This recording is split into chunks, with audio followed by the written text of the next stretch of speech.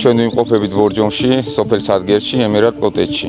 3 წლის უკან დავიწყეთ საქმიანობა 4 კოტეჯით, რომელიც დღეს უკვე უამრავ სტუმარს მასპინძლობს, როგორც საქართველოსთან, ასევე უცხოეთიდან.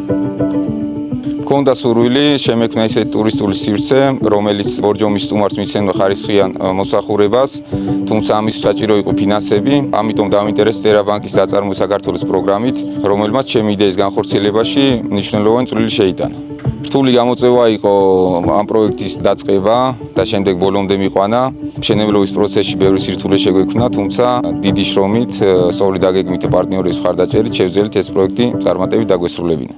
ტერაბანკი თავიდანვე აქტიურად იყო ჩართული ამ პროექტში, მათი მხარდაჭერით მივიღეთ დაფინანსება, ასევე შუამდგომლობა გაგვიწიეს საწარმოო საქართველოს პროგრამასთან. ამ თანამშრომლობით შევძელით აგვეშენებინა კოტეჯები და შემდეგ უკვე შესაძლებლობა მოგვეცა ბიზნეს გაფართოებას გვემუშავა.